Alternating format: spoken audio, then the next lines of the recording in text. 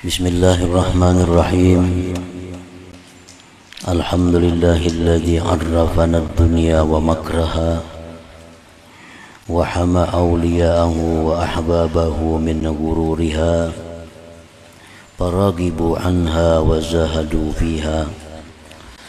Ashhadu an la ilaha illallah wahdahu la syarika lahu syahadata man 'arafa ma'naha wa ashhadu anna sayyidana Muhammadan abduhu wa rasuluhu ila khairi ummati wa azgaha. Allahumma salli wa sallim wa barik ala sayyidina Muhammadin afdalil khaliqati wa atqaha wa ala alihi wa sahbihi wa dzurriyyatihi wa man tabi'a sunnatahu wa tamassaka bi'uraha, amma ba'du. Yang kita hormati dan kita cintai para habaib dan para alim ulama, para muhibbin, hadirin, hadirat rahimakumullah. Pertama-tama kita panjatkan puji dan syukur yang tidak terhingga kehadirat Allah Subhanahu wa ta'ala, yang mana pada malam ini kembali mengumpulkan kita di majelis yang penuh berkah dan rahmat ini. Salawat dan salam kita haturkan kepada junjungan kita Rasulullah Nabi besar Muhammad sallallahu alaihi wasallam, dan kepada seluruh keluarga, para sahabat, zurriyat dan para pengikut beliau. Para muhibbin rahimakumullah, al-hikmatul khamisatu wa thamanun minal hikamil ataiyah.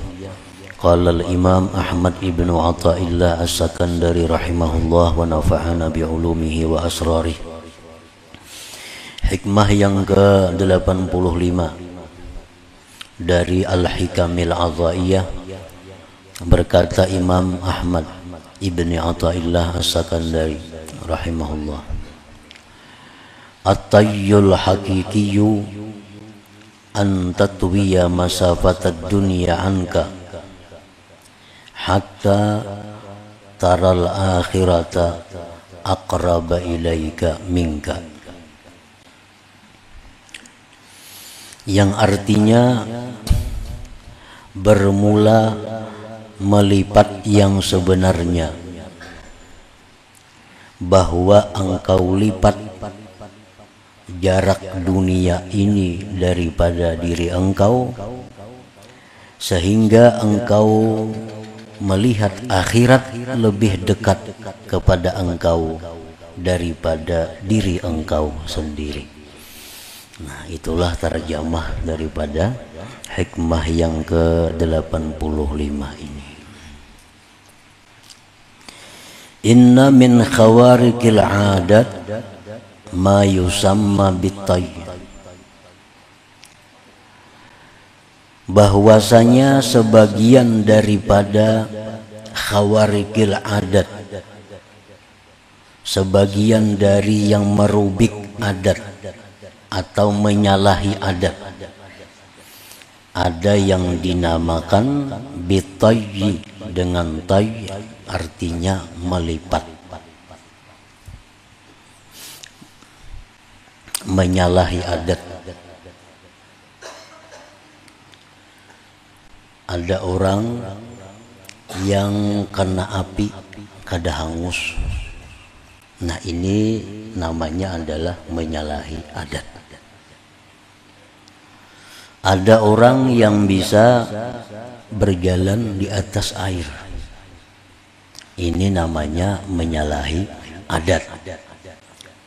Kan kalau adat kita tinggalan berjalan di banyu itu.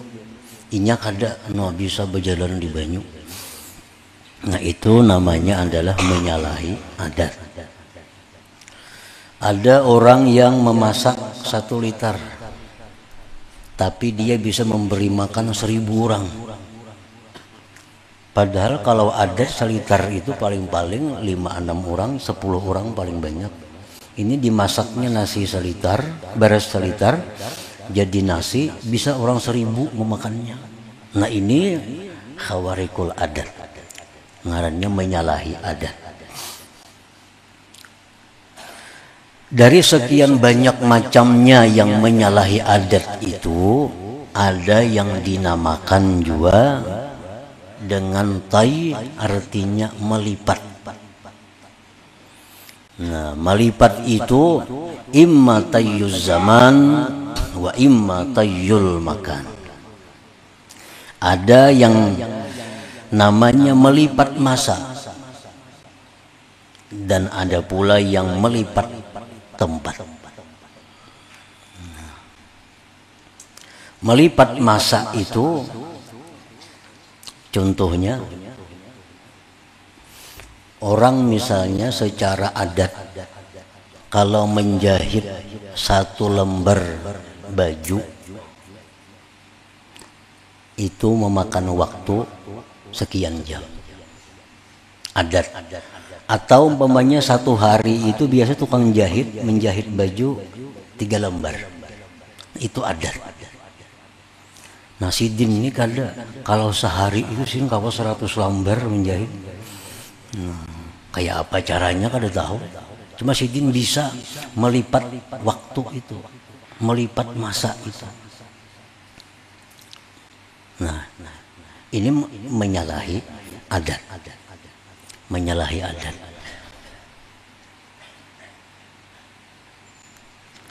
Ada pula yang dinamakan menyalahi melipat tempat. Melipat tempat ini hari ini jam ini ada di sini. Ini jam berapa? Jam 9 ada di sini. Tahu-tahu jam 10 ada di Singapura orangnya. Jam 11 kena ada di Jakarta. Secara adat itu kada bisa. Nah ada orang yang menyalahi adat itu. Nah itu namanya adalah tayyul makan. Artinya bisa melipat tempat orangnya. Dalam selangkahnya bisa kemana, dalam selangkahnya bisa ke Makkah sana, dalam selangkahnya bisa ke Palestina. Nah ini khawarikil adat, menyalahi adat. Wahuma la yutahaqqaqani minal karamat, itu yang melipat masa tadi atau yang melipat tempat tadi, itu keduanya tidak bisa dipastikan karamat. Kada bisa dipastikan karamat. Idz qad yakunani istidrajan aw sihra, karena terkadang yang demikian itu bisa istidraj, bisa lanjuran dari Allah. Jadi kada mesti orang nang saat ini ada di sini, tapi menit berikutnya ada di mana kayak itu. Nah, itu belum tentu orang yang diberi Allah karamat, belum tentu. Karena iblis, contohnya iblis dalam hitungan detik ada di timur dunia, detik berikutnya ada di barat dunia. Iblis orang yang paling terkutuk di sisi Allah Subhanahu wa ta'ala. Itu kan kada karamat kan?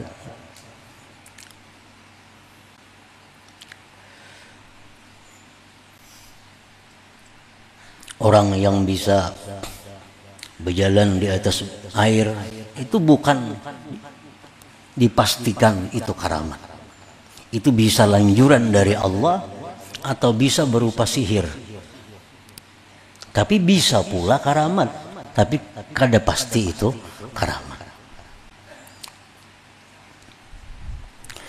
Wa amma tayyul haqiqiyyul mutahaqqaqu minal karamat tayyu masafati dunya anka hatta taral akhirah aqraba ilaika minka. Bermula melipat yang sebenarnya, yang dipastikan bahwa itu karamat adalah melipat jarak dunia daripada engkau, sehingga engkau bisa melihat akhirat itu lebih dekat kepada engkau daripada diri engkau sendiri. Wa dzalika bizuhdi fiha, dan yang demikian itu dengan zuhud pada dunia. kalau orang itu bisa melipat jarak dunia, sehingga jarak dunia ini dilipatnya, lalu yang nampak hanya akhirat. Nah, itu bisa dilakukan dengan cara zuhud pada dunia. Artinya, kalau orang itu zuhud pada dunia, nah itu karamat. Itu bukan lanjuran, bukan sihir. Kalau orang yang mampu di dalam dunia ini bersifat dengan sifat zuhud, maka orang itu sudah nyata orang berkaramat. Jadi orang-orang zahidin, orang-orang yang zuhud terhadap dunia, itu orang yang sahibul karamah, itu orang yang punya karamat. Sebab dia bisa melipat dunia ini sehingga dunia itu kada kelihatan, yang tampak baginya hanya akhirat di depan matanya. Nah, para muhibbin rahimakumullah. Nah, itu antara lain yang dimaksud oleh Imam Ahmad Ibnu Athaillah dalam hikmah yang ke-85 ini, bahwa perkara melipat tempat, melipat masa itu bisa dilakukan oleh orang-orang yang dilanjur, bisa dilakukan oleh orang-orang yang diberi karamat, belum tentu. Tapi yang pasti kalau kita bisa melipat dunia sehingga kita bisa melihat akhirat, nah itu karamat. Orang-orang yang tidak dicintai Allah tidak akan bisa melakukan demikian. Para muhibbin rahimakumullah. Jadi artinya bahwa orang yang zuhud pada dunia itu adalah orang yang mampu melipat dunia sehingga dia mempunyai karamah, mempunyai kemuliaan di sisi Allah Subhanahu wa ta'ala. Az-zuhdu nurun fi qalbil abdi bihi ya'rifu haqaratad dunya wa fanaha wa la'naha wa anna hubbaha ra'su kulli khati'ah fatarakaha wa athara al-akhirata wa ragiba fiha. Bermula pengertian zuhud. Yang dimaksud zuhud itu apa? Sehingga orang yang zuhud itu orang yang punya karamat. Zuhud itu artinya adalah cahaya di dalam hati seorang hamba. Dengan cahaya itu dia mengenali kehinaan dunia ini. Dengan cahaya itu dia melihat kehinaan dunia ini. Dengan cahaya itu dia mengetahui panaknya, hancurnya dunia ini. Dengan cahaya itu dia melihat dunia ini terkutuk di sisi Allah. Dengan cahaya itu dia melihat bahwa mencintai dunia itu pokok dari segala dosa. Maka dia tinggalkan dunia itu dan dia memilih akhirat dan gemar dia pada akhirat. Nah, itu arti zuhud tadi. Jadi kalau ada orang nang tahu kehinaan dunia, panaknya, terkutuknya, tahu bahwa mencintai dunia itu pungkala segala kejahatan, lalu dia tinggalkan dunia, dia pilih akhirat, dia gemar pada akhirat. Nah, maka orang yang seperti itu orang yang sahibul karamah, orang yang punya karamat. Orang yang punya karamat, orang yang punya kemuliaan. Qala an-nabi sallallahu alaihi wasallam, "Idza arada Allah bi 'abdin khaira, zahadahu fid dunya wa raggabahu fil akhirah wa bassarahu 'uyuba nafsi." Apabila Allah menghendaki seorang hamba itu menjadi baik, bila Allah menghendaki hamba ini jadi orang mulia, Allah zuhudkan orang itu pada dunia, Allah gemarkan dia pada akhirat, Allah perlihatkan kepadanya cacat dirinya, Allah perlihatkan kepadanya aib dirinya. Nah, ini tanda-tanda orang yang hendak diangkat Allah menjadi orang yang sahibul karamah. orang wali artinya. Karena yang punya keramat itu orang yang disebut waliullah.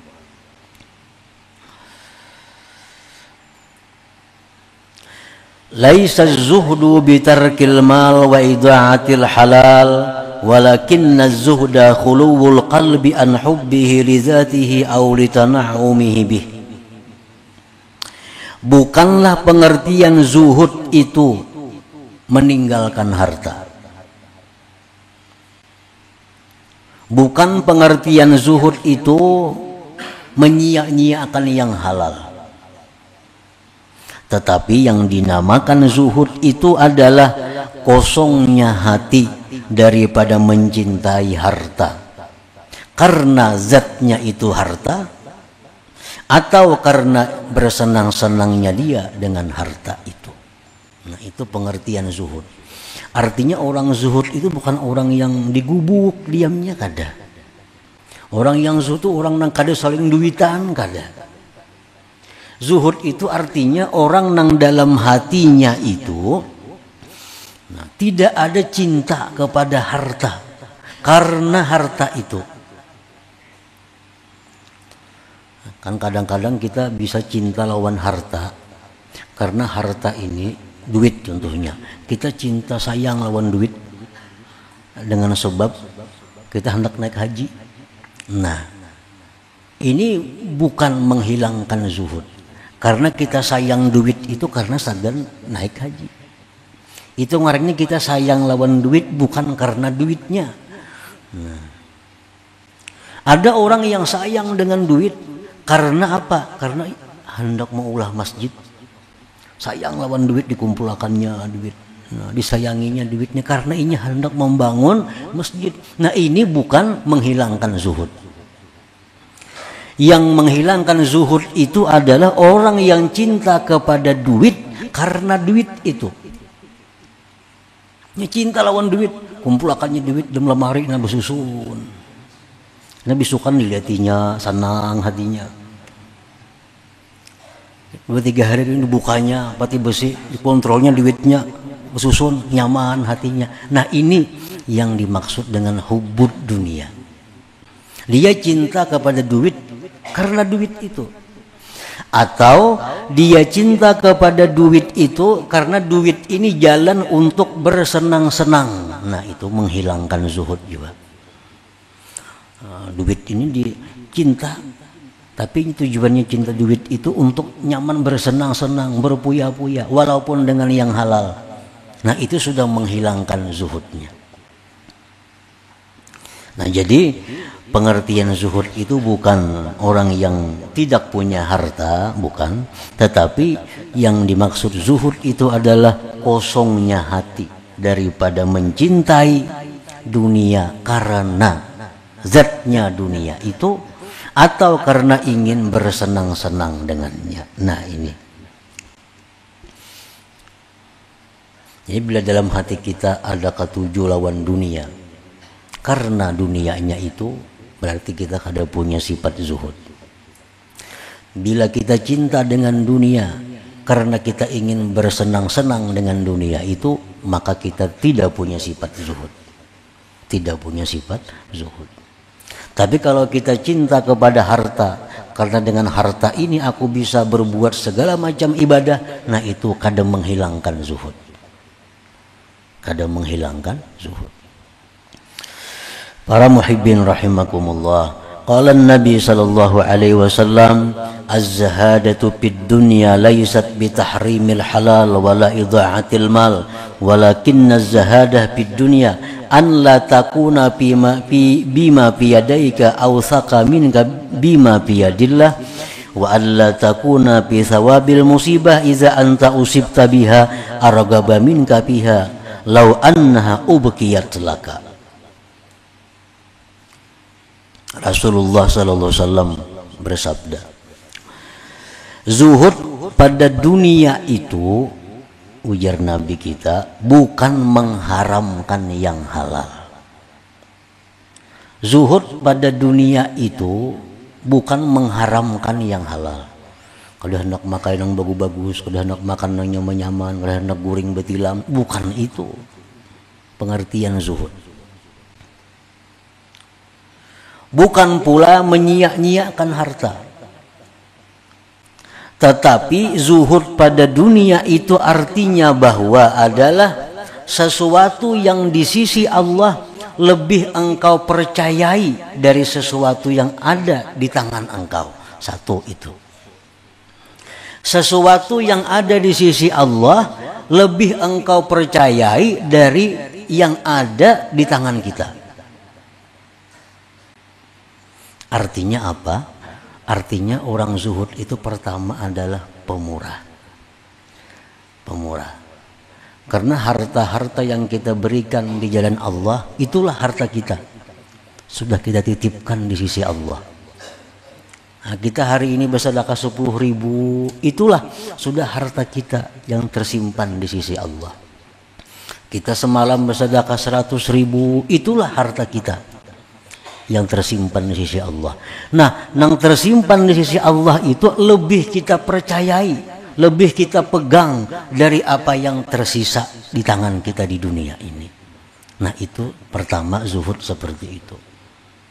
Jadi orang zuhud itu artinya dia terhadap harta-harta yang masih ada di tangannya itu belum ada rasa memiliki.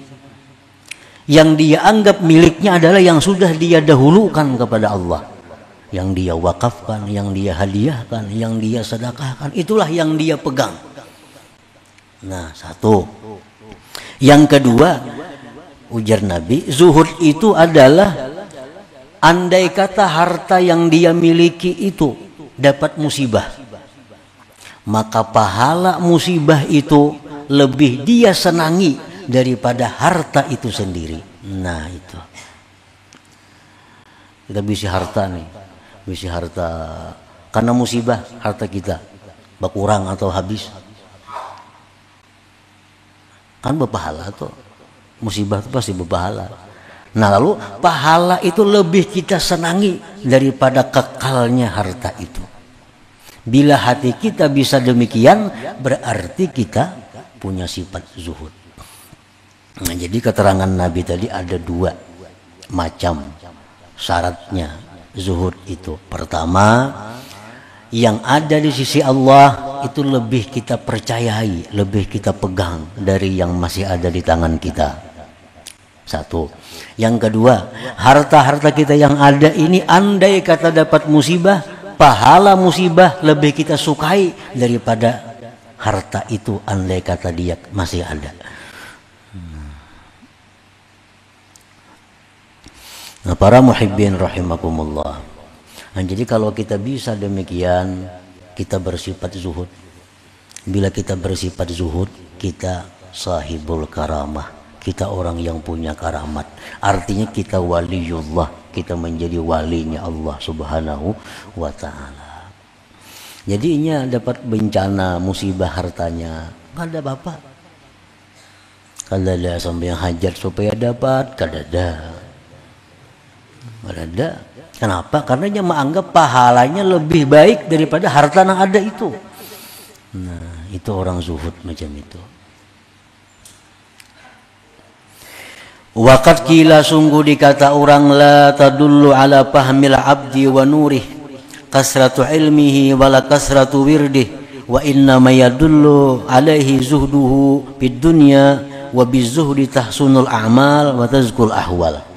Dikatakan orang, tidaklah menunjukkan atas pahamnya seorang hamba dan bercahayanya seorang hamba banyaknya ilmu, banyaknya wirid. Orang banyak berilmu, orang banyak wirid, belum tentu ada cahaya. Hanya saja menunjukkan atasnya itu zuhudnya pada dunia. Nah, kalau orang itu bersifat zuhud, berarti orang itu punya cahaya. Orang itu punya cahaya. Dengan zuhud inilah amal kita menjadi baik, keadaan kita menjadi bagus. Kada sulit. Ikhlas contohnya. Ikhlas itu sulit bagi orang-orang yang hubud dunia. Bagi orang zuhud, ikhlas itu mudah. Kenapa? Karena orang zuhud ini kada ada kepentingan dengan dunia. Kepentingannya hanya akhirat. Jadi orang zuhud ini kalau bersedekah, ini ikhlas. Kalau sembahyang inya ikhlas, berbuat kebaikan inya ikhlas. Kenapa? Karena orang zuhud ini kadang memandang lagi dunia ini. Kan riya itu memandang dunia. Riya itu hendak minta puji, hendak minta upah, itu riya. Berarti ada kepentingan dunia.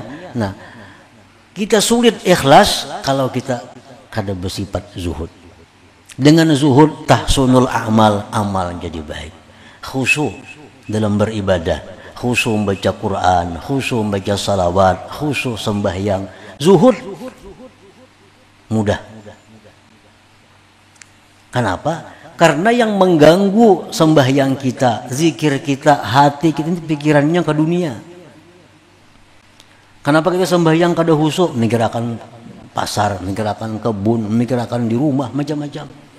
Itu nang maulah kada khusyuk. Nah, orang-orang yang zuhud pikirannya kada ada lagi dunia. Pikirannya akhirat depan matanya. Dengan demikian khusyuk menjadi mudah baginya. Nah, semuaan jadi mudah, segala amal kebaikan menjadi mudah dengan sebab zuhud tadi. Wa dhiddu zuhdi fid dunya ar-raghbatu hubbu biha wa dhalik isaru dunya 'ala al-akhirah.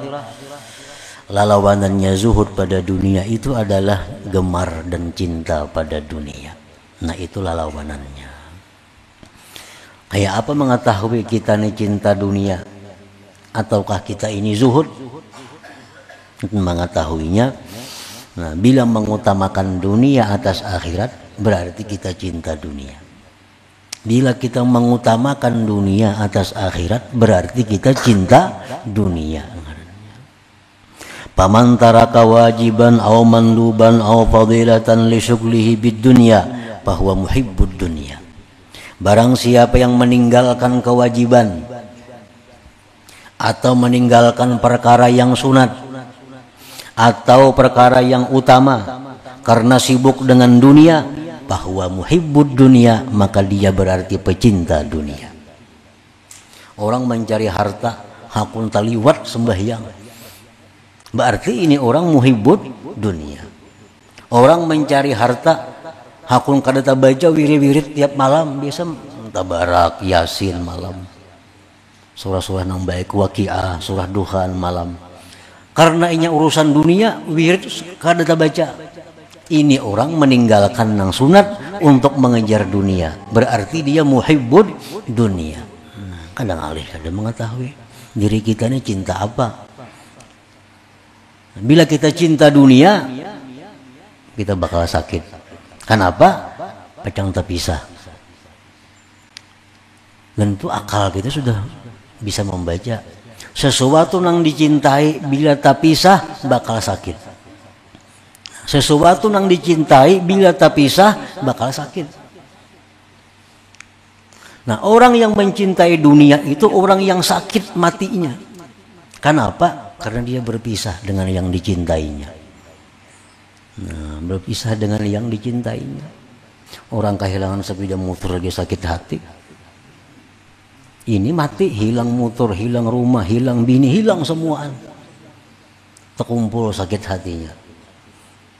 Nah, jadi tandanya itu bila kita hakun meninggalkan yang baik-baik, yang wajib, kita meninggalkan yang sunat-sunat untuk urusan dunia, berarti kita muhibbud dunia ngarannya. Orang yang cinta dunia. Bila cinta dunia, sembahyang kada mau khusyuk.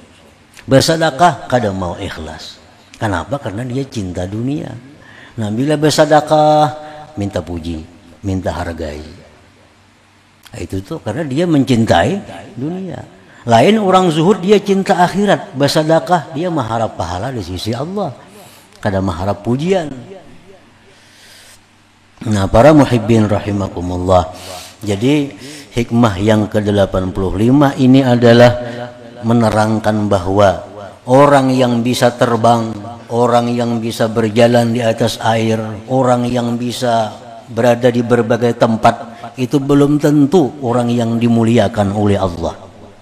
Tetapi kalau orang yang sudah punya sifat zuhud pada dunia, itu jelas pasti dia orang yang mulia di sisi Allah Subhanahu wa ta'ala. Walaupun dia kada bisa terbang, walaupun dia kada bisa jalan di air, walaupun dia kada bisa kemana-mana, dalam waktu yang singkat, tapi dia bersifat zuhud, maka ini orang mulia, orang yang dimuliakan Allah Subhanahu wa taala. Orangnya zuhud, ini diberi Tuhan zuhud saja. Yang berjalan di banyu kada diberi Tuhan, yang berada di berbagai macam tempat kada diberi Tuhan, tapi diberi Tuhannya zuhud. Nah, itu lebih baik daripada Allah memberi yang lain-lainnya kepada orang lain. Karena dengan zuhud itu dipastikan bahwa itu karamat dari Allah Subhanahu wa taala. Nah, selanjutnya hikmah yang ke-86. La hadratin Nabi sallallahu alaihi wasallam al-Fatihah. Iyyaka na'budu wa iyyaka nasta'in. Ya Allah biha, ya Allah biha, ya Allah bi husnil khatimah. Ya Allah biha, ya Allah biha, ya Allah bi husnil khatimah. Allah biha, ya Allah biha, Allah bi husnil khatimah. فيا أيها الرجل منه شفاعة صلوا عليه وسلموا تسليما. اللهم صل